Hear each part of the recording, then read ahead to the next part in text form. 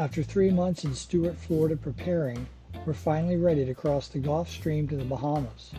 With Hurricane Idalia just passed and more poor weather on the horizon, we'll have to go at night to take advantage of a 12-hour weather window. That, and the fact that we're crossing in the middle of hurricane season, adds an extra layer of apprehension. We're a little more than nervous. But if we're ever going to realize our boating dreams, this is a step that needs to be taken. Hi, I'm Monica and this is Darren. We sold our house and everything that went with it to buy a boat and live on the water. Together with our dog, Captain Kaya, we're cruising the southern islands of Florida, the Bahamas, and the Caribbean, meeting the people, sampling the food, and learning the culture of these unique tropical places. So come with us and follow our yard-to-yacht journey on your home TV as we go seeking adventure. As Monica and I continue to prepare to cross over to the Bahamas, our good friend and mentor, Russ Harvey from Skipjack Sailing, met with us to pass on some of his knowledge about crossing the Gulf Stream.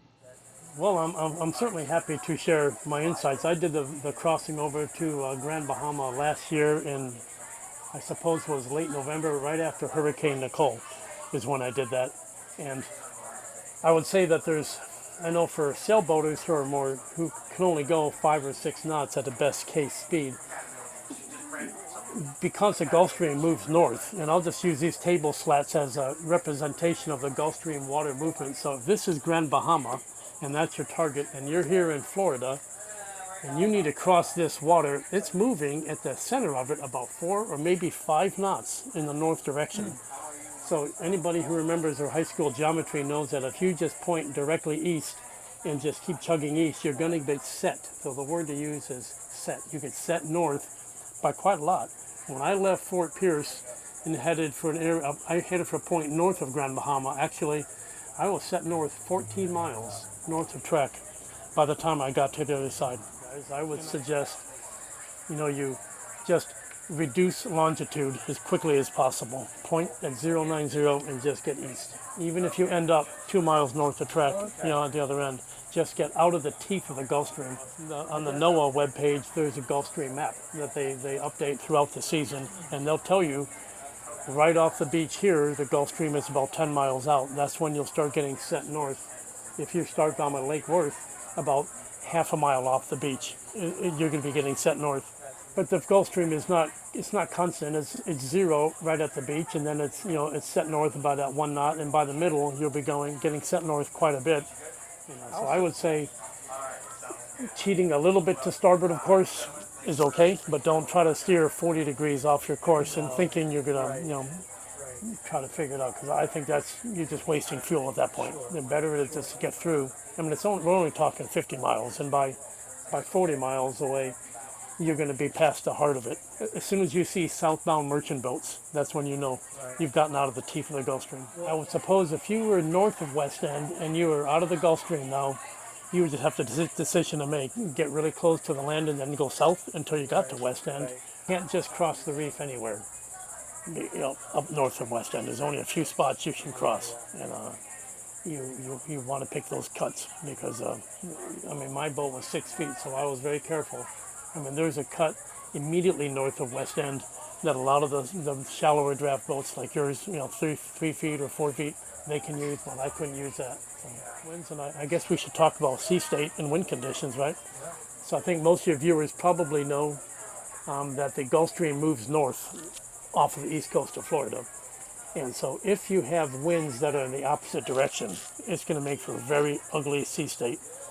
I was south of the Florida Keys. The Gulf Stream was moving east, and because of poor planning on my part, I'll admit, I found myself with strong easterly winds, and the sea state was awful. Awful.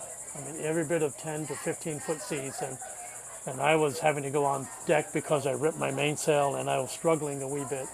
But it was really a rough trip, to the point where you don't cook, you don't do anything except hand steer the boat, and it was a pretty rough time. So in the summertime, in Florida, you have a lot of south winds like we've had for the last week, right? And so that is a perfect time to go. If your wind's in the same direction as the water, Right. that's the way to go. Or zero wind for your Hurricane Idalia delayed our trip by a couple days, a very minor inconvenience compared to what so many people went through. But now it was time for us to get Sea Star ready and pointed south towards Peanut Island, where we had decided to stay the first night of our journey. The next day we would get up very early and head for the Bahamas.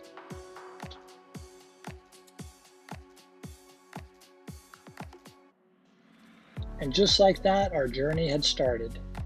We had been in Stuart, Florida for 3 months and had a wonderful time. But we were finally headed to the Bahamas, and that was the goal. We have spoken to so many people and gotten so much great advice, we think we're pretty well prepared. The weather, always, is something that has to be taken into consideration when you're crossing the Gulf Stream, or any large body of water for that matter. We are hoping to have fairly calm seas for the crossing, but we're going to be leaving very early in the morning to find them.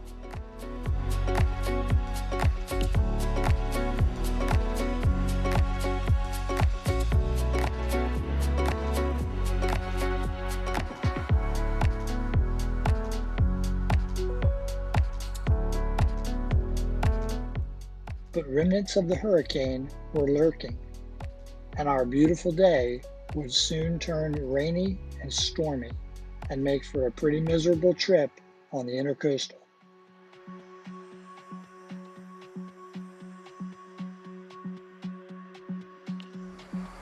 So this is by far the worst weather that we've ever driven the boat in.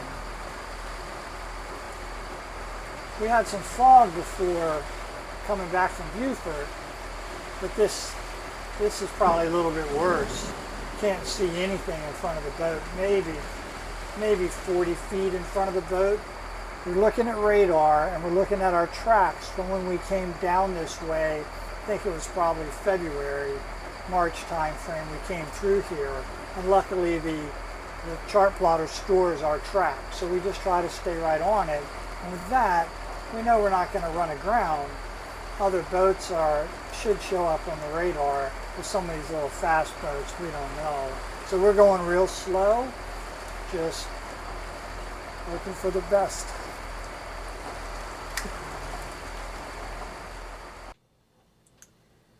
So as we are getting ready to cross the ocean from Florida over to the Bahamas, we want to have a ditch bag. That is something we hope we will never need, but you should definitely have it in case something terrible is to happen. Now we have a EPIRB on this boat that's attached outside on the big boat. So if something happens and that goes into the water, it'll automatically send a signal to come and help us. But in the meantime, while we're out there floating in the big ocean, we have this ditch bag that we can bring with us. So we have some water, flares, some cereal bars, some thermal blankets, raincoats, VHF radio, and these we thought was also very nice because we have one for Darren, one for myself, and one for Captain Kaya. So we can strap ourselves into the boat in case there's big waves. So if we do fall over, and of course we are wearing our vests, but this is just an additional security.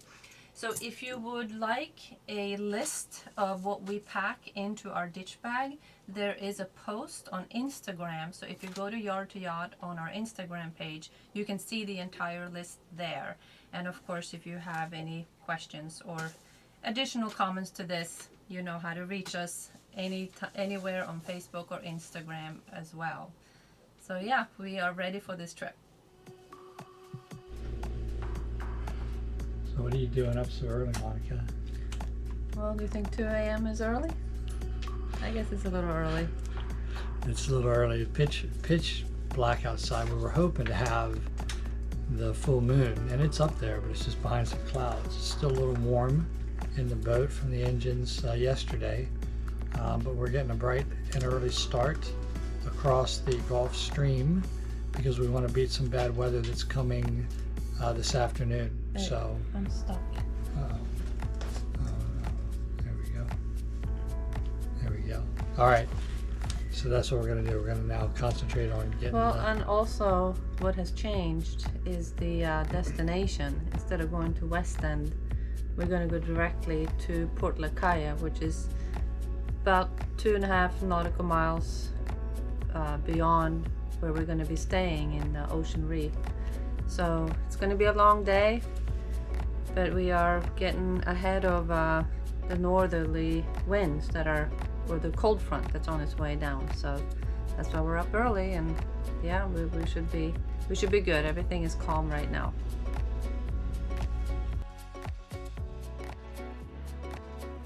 The early morning was magical. The big ships tied to the dock, the smaller boats anchored around the island. The seas were calm, the wind was still, and the ocean belonged to us. So we're making some progress now. The sun's starting to come up. We pulled the anchor up this morning at 2:45, left just a little bit before 3. And now it's about 6:45, so we've been at it for 4 hours. Steady speed of about 9.5 to 10 knots. So we think we have about 3 hours left to go before we get to West End. Really calm seas so far. There's some storms we are watching to our north, which we knew were going to come. They were supposed to get to the Bahamas at around 1 o'clock or so. So yeah, we're crossing our fingers that they're going to stay north and just kind of hang out up there, at least until we get there. At this rate, we should be there at around 9:30 or 10. And yeah, it will have been really good crossing if it stays just like this.